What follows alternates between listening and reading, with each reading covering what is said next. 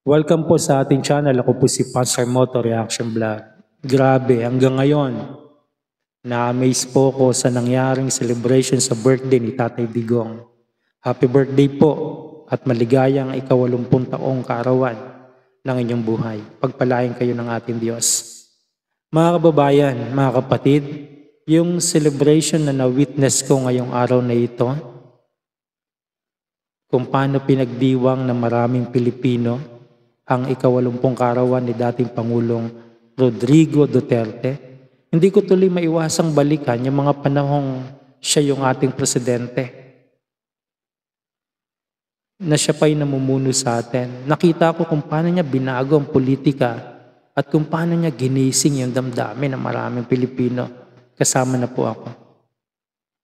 Alam niyo po, si Tatay Digong ay hindi naman perpekto. Pero hindi rin naman siya nagpakitang perpekto siya. Ang ipinakita niya sa bansang Pilipinas, sa ating mga Pilipino, ay tapang, malasakit, at isang uri ng leadership na hindi takot harapin yung mga issue ng ating bansa.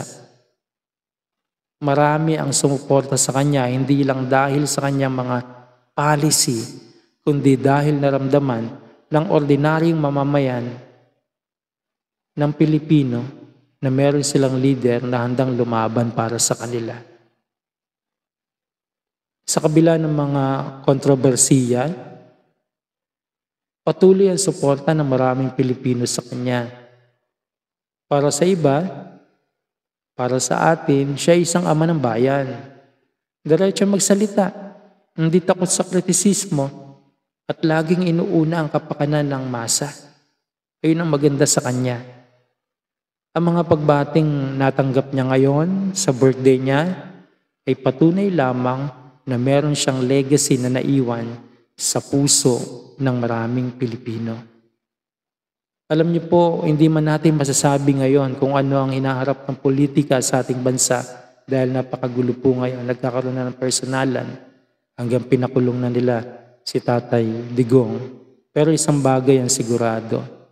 Ang malasakit, tapang at pagiging totoo sa bayan ay may katangiang kailangang panatilihin ng sinumang leader na hindi natin nakikita sa ngayon.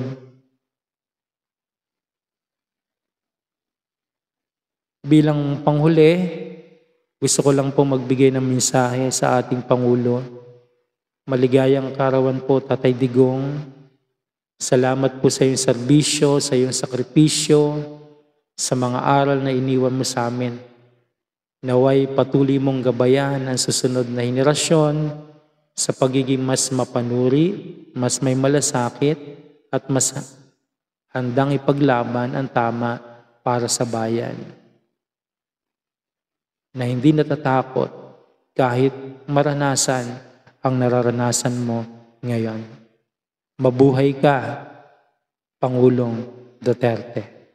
Pagpalain ka ng ating Diyos at tulungan ka ng ating Panginoon. God bless po.